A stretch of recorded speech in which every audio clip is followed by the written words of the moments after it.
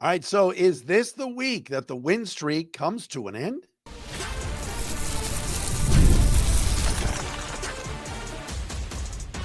You are Locked On Lions, your daily Detroit Lions podcast.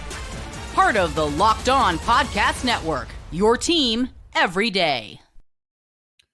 All right, what's good, everybody? Matt Dery with you on a Friday edition. It is Locked On Lions on the Locked On Podcast Network, your team every day on a Friday, October 10th into Saturday, October 11th. Big weekend of football ahead for your Detroit Lions as they head to Kansas City to face the Chiefs. Back-to-back AFC champs. Lions at Arrowhead for Sunday Night Football, 8:20 on NBC. We appreciate you being here. We're going to talk all about it. Thanks for making us your first listen, checking us out wherever you get your podcasts. If you missed yesterday's show, the crossover Thursday edition with the guys from Locked On Chiefs, please go and find it wherever you get your podcasts. Please subscribe, too, on our Locked On Lions YouTube channel. Shouts to our everydayers that are out there that watch the podcast, listen to the podcast. Appreciate all of you that are daily listeners. We like to call them our everydayers right here on the program. Locked On Lions today brought to you by FanDuel. Right now, new customers can bet just $5. If your bet wins, you'll get $300 in bonus bets to use across the app. All right, a lot to get into today. Didn't have a great submission for call of the day, so we're going to wait and do a few next week. Again, if you want to be our call of the day, please leave us a voicemail at speakpipe.com/Dery podcast page. Look, I'm the judge and jury on this thing. If I don't love any of the calls of the day, we're not going to use them. I want to be asked a good question. I want there to be energy. And a couple of the submissions were just all right. Lions and Chiefs, this is a big-time matchup. Kansas City is 2-3 and needs this game badly. Lions at 4-1 have played very good football as of late. And many, as we talked about earlier in the week, have the Lions atop the power rankings as the best team in the NFL right now. And if you watched last night, and we'll get into Brian Branch, we'll get into Kelvin Shepard speaking yesterday, and we're going to do Stutter Stiff later today. But if you watched last night, stunning development that took place in the swamps of New Jersey as the New York Football Giants absolutely walloped the Philadelphia Eagles last night, 34-17. Nobody had that on the bingo card. Nobody. Giants were physical, ran the football down the Eagles' throats, got to Jalen Hurts and put him on the carpet a few times. And Scattaboo and Jackson Dart looked great. Young pups for the Giants, the terrible New York Giants, who normally are not good in a game they had to have. Dominated the Eagles, and Philadelphia now has gone from 4-0 to 4-2. And this kind of opens up the door. You know, I saw some people on social media last night say it. This opens the door for next Monday night's game, Lions and Bucks, to be maybe the race for the 1 seed game in the NFC. Now, we got a lot of football left to go. Green Bay's still good. Other teams are starting to come on. We know about Tampa Bay. I mentioned before. Look, Philadelphia is still a solid team. Washington's good. There's plenty of decent teams out there in the NFC. Niners have surprised. People still love the Rams. But could the Lions and Bucks game next Monday night be a preview of the NFC Championship game and a race for the 1 seed in the NFC? But last night, what we saw was you've got to be ready to play. Doesn't matter if it's a Thursday, it's a short week, whatever. Philadelphia got their clocks cleaned, and the Giants won up front on both sides of the ball. And Scattaboo's fun to watch, man. And if you watched him on the postgame show on Amazon, took his shirt off, ripped his shirt off like old Hulk Hogan style. Ryan Fitzpatrick, former NFL quarterback, who's an analyst on the Amazon show, he took his shirt off. The two guys chest bumped. It's good for the NFL, and the Giants are good. It's just kind of an old school original team, New York, and they've been bad for a long time, and showed some signs of life last night. And the Eagles looked ill prepared for that game last night and could not stop Dart or Scattaboo all night long. So that leads us to Sunday night. The Chiefs have been the kings of this league for a long time. They've been to the Super Bowl 3 straight years. The last time Kansas City started 2-4, you got to go back to 2021 when the Chiefs did make the AFC Championship game but lost and did not go to the Super Bowl. So it's been about 4 years since Kansas City has gotten off to this rough of a start. They've been sloppy. We talked about it yesterday with the guys from Locked On Chiefs. Kicking the ball out of bounds at the end of the game, giving the Jaguars field position, choking away a late lead. Offensive and defensive lines have been inconsistent. The run game at times non-existent. They've had injuries. Rashee Rice, who you heard the guys say yesterday on the show with me, they think he's their best receiver. He's been out. But Kansas City, what scares me about this game and why I think, and I know some of you are going to go, oh no, he's doing it. Why I think Kansas City wins on Sunday night is they are playing with a desperation that they have to have this game. They are at home, right? I think they're going to get a whistle or two. They didn't get a lot of calls Monday night in Jacksonville. And I'm scared that this is a Chiefs team playing almost its Super Bowl in order to keep pace in the division with teams like Denver and the Chargers. And I think that for Lion fans, wouldn't you have taken 4-2 through 6 games if I told you that's what you could have had? I'm not saying the Lions are going to be content. And as I put on the YouTube channel on our backdrop, it's a desperate team against old reliable. It really is. The Lions are old reliable. The Lions were bad in week 1. And it was uncharacteristic of a Dan Campbell coach team to see Detroit play that brand of football. It was sloppy. They looked rusty. They looked like guys hadn't played during the preseason. And they got beat in all 3 phases. And since then, the Lions have kicked everybody's ass. They've been awesome. They've scored 34 points or more in all 4 games. They have been physical. They've established their will on their opponents, and they've stepped on necks, man. And I know last Sunday got a little sloppy with the Bengals at the end of that game, but all in all, the Lions were the better team. Sunday night is going to be a huge test because I just think, I'm not saying the Chiefs are due to put it all together, but is Kansas City really this bad? They got a lot of really good players on defense. All right, Chris Jones and Karlaftis and McDuffie in their secondary. I'm big fans of those 3 guys. All right, there's material on this team, and they just have not put it together. They've been sloppy. They should have probably beaten Jacksonville this past Monday night. And for back-to-back primetime games, look, the Chiefs are putting primetime for a bevy of reasons. All right, it's a superstar-laden team. Then you throw in the Taylor Swift factor. Networks love when she's on the screen. It's true. They get a lot of ink.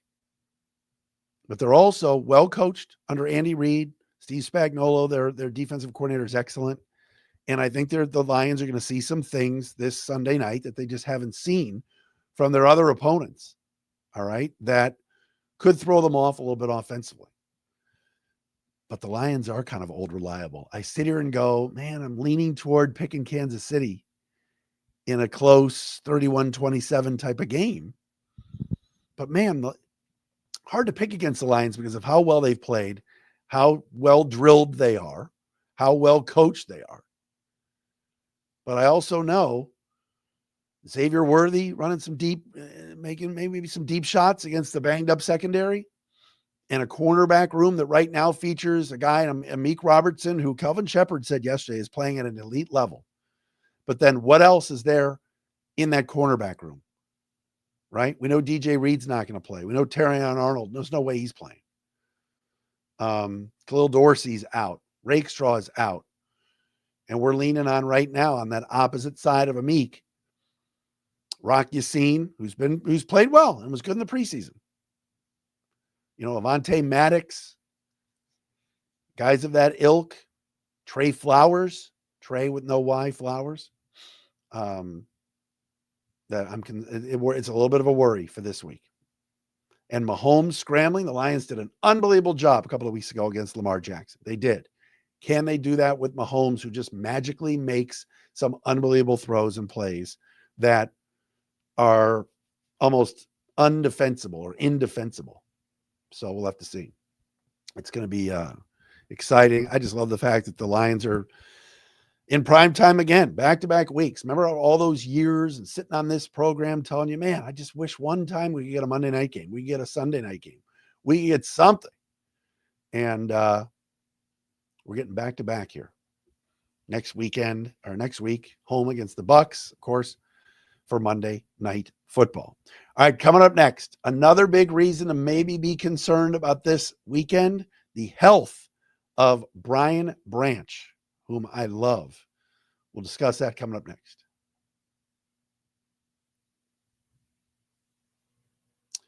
And Locked On Lions for today, brought to you by our friends at Supply House. When the opening whistle blows on a new repair, get your crew moving forward with Supply House. Order today and see parts on your doorstep tomorrow. Over 280,000 plumbing, HVAC, and electrical items from the most trusted brands in the business. Their real-time inventory and honest lead times keep you from punting projects, while their industry-leading customer service always has your blind side covered. Need parts fast for a project? Supply House has next-day delivery. Talk about a game changer. That's amazing. And their Trademaster perks, like priority shipping and dedicated support, make the whole process smoother. Join the free Trademaster program today and score serious perks like priority shipping, lower prices, and a dedicated support line. Visit supplyhouse.com to sign up for free and use promo code SHNFL5 for 5% off your first order. That's supplyhouse.com. Real people, real service.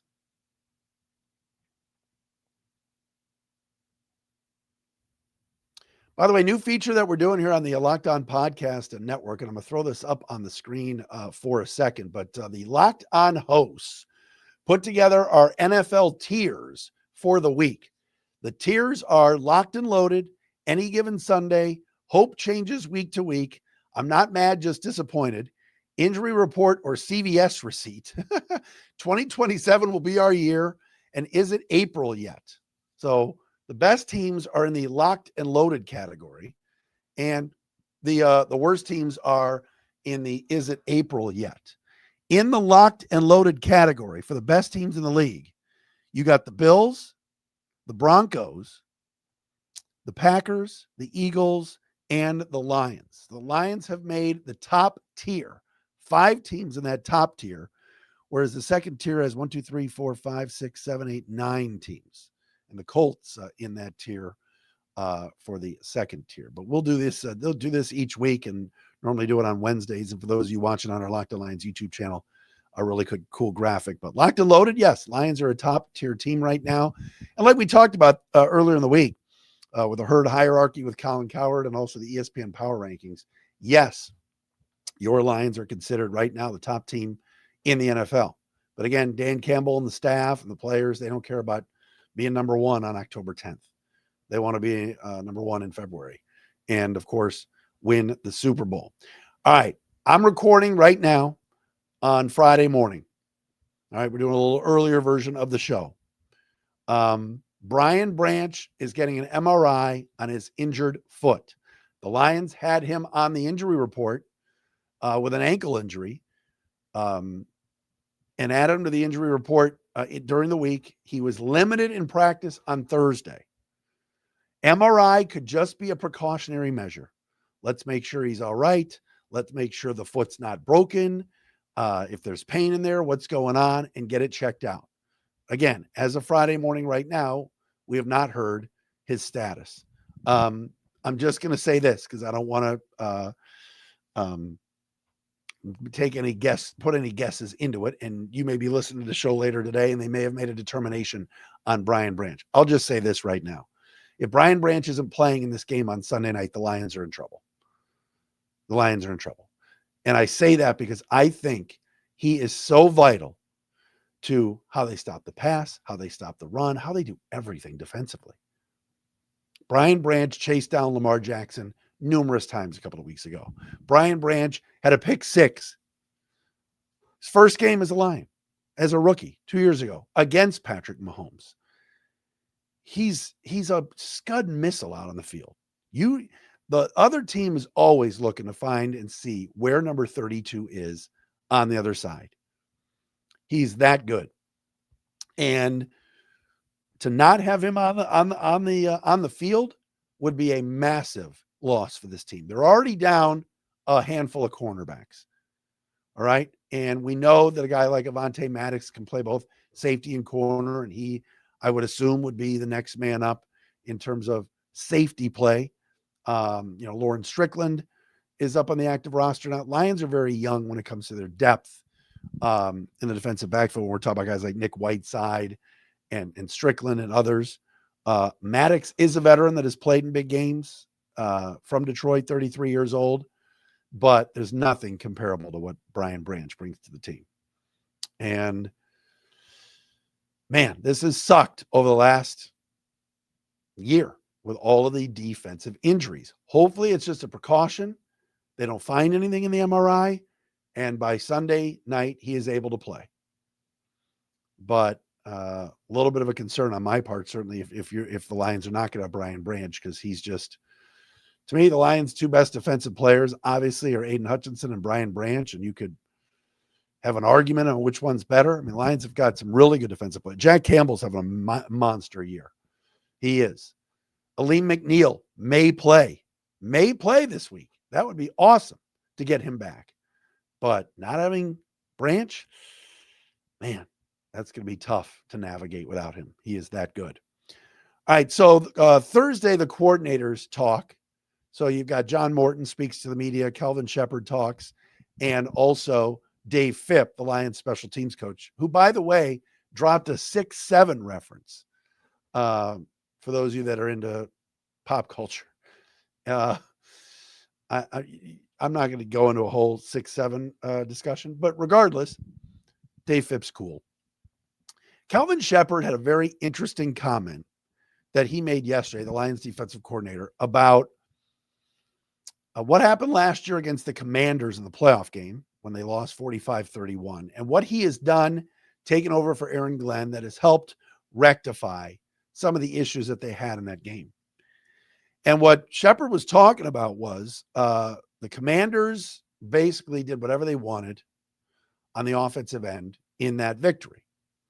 And as Justin Rogers pointed out in Detroit Football Network, Washington drove 70 or more yards for touchdowns on 3 consecutive possessions in the first half and added 2 more in the fourth quarter.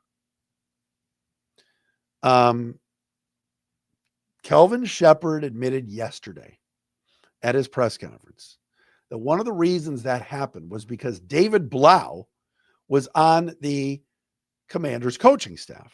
And of course, Blau had been with the Lions for a couple of years as a backup quarterback, very popular guy in the locker room, etc. Quote from Shep: "I know David Blau. I know some other people over there. They told us they knew what we were doing.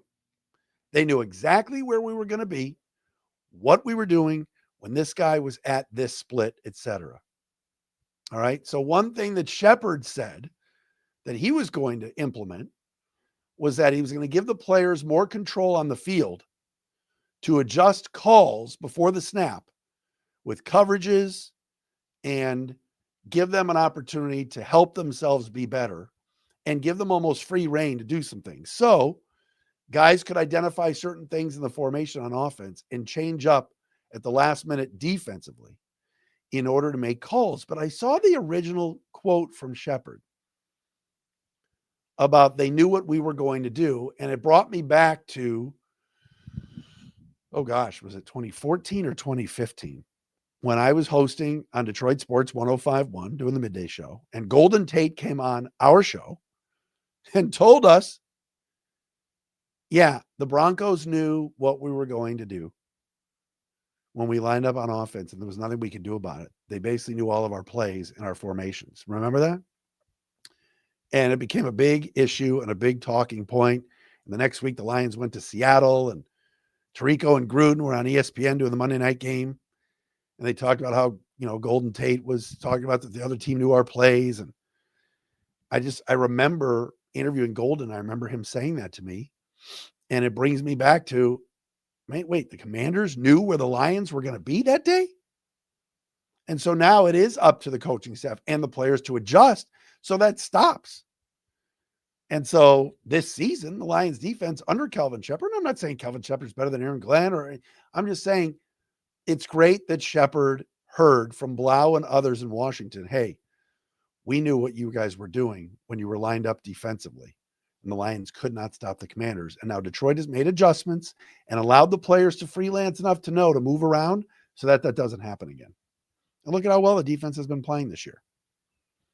But I was a little bit surprised to hear Kelvin Shepherd admit that. And the Commanders telling him, David Blau, sure, hey, Shep, love you, man. We worked together and everything. We knew what you were doing. Man, that sucked. Props to the Commanders. They were ahead of the game and ahead of the curve that day. All right, let's play a little game of stud or stiff. We haven't done this in a couple of weeks. I'm going to pick 5 Lions players' names out of a hat. I got pieces of paper and a hat. And I'm going to tell you that in 2025 so far, have they been a stud or a stiff? We'll do that coming up next here on Locked On Lions.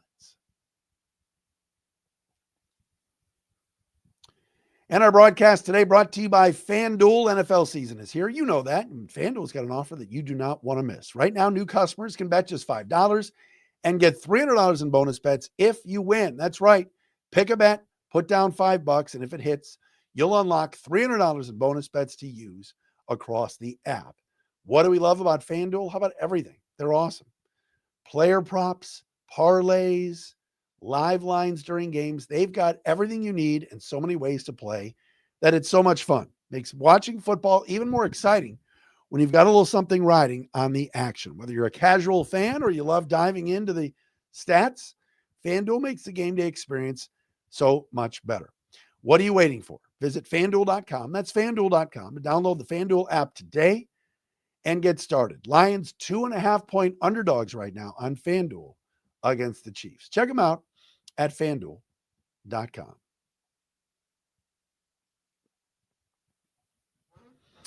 Don't forget, Lions Squad Show will be live Sunday night following Lions and Chiefs. That is Jake Riepma, Bradford Banta, and Natalie Kerwin. I will have our Locked On Lions show likely Sunday night after midnight.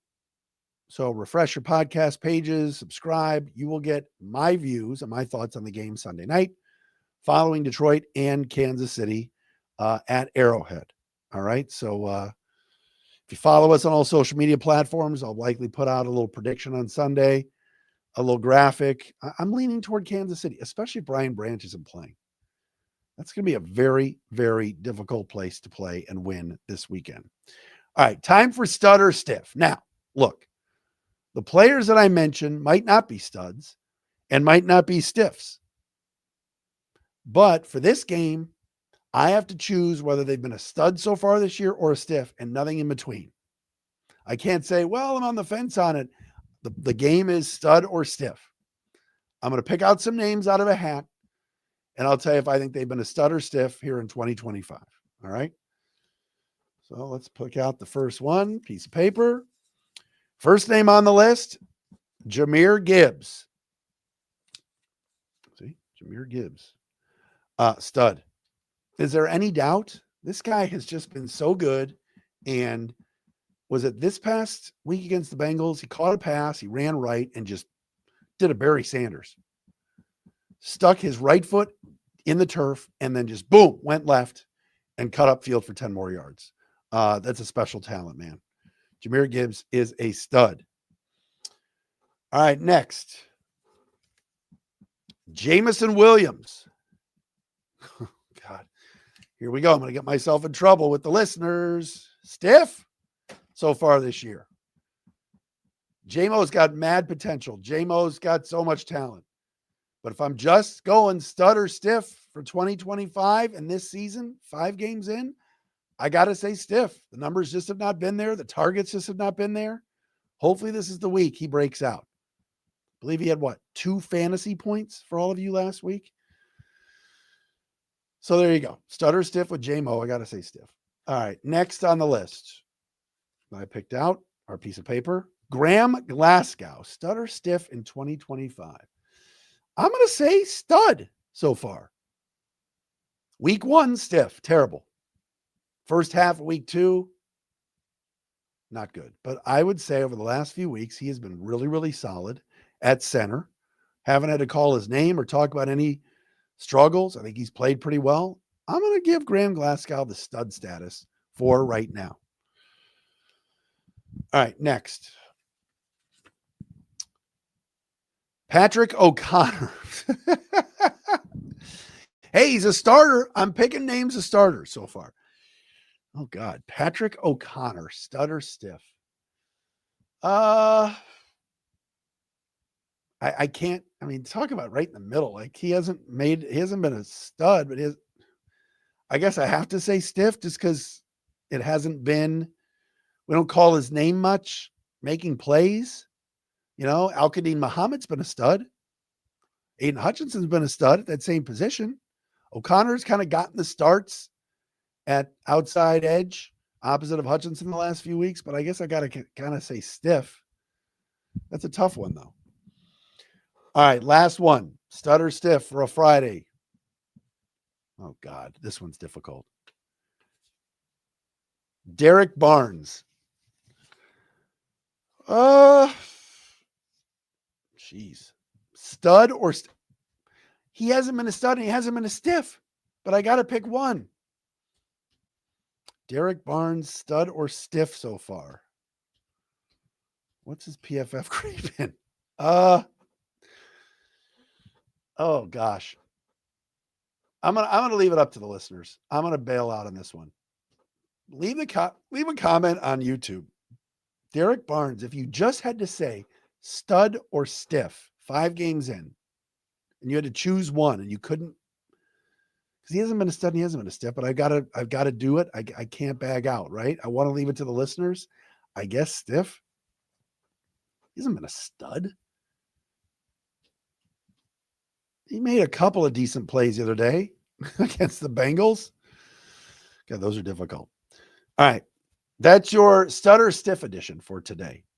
Thanks everybody for making us your first listen, checking us out wherever you get your podcast. Big game Sunday night.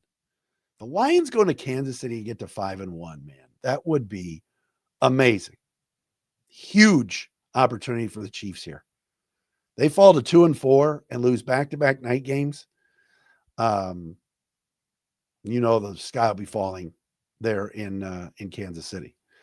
We'll be with you again on Sunday night. Thanks for making us your first listen, everybody. Have a great weekend. Congratulations to Rachel and Caleb on their nuptials later today. Talk to you again on Sunday.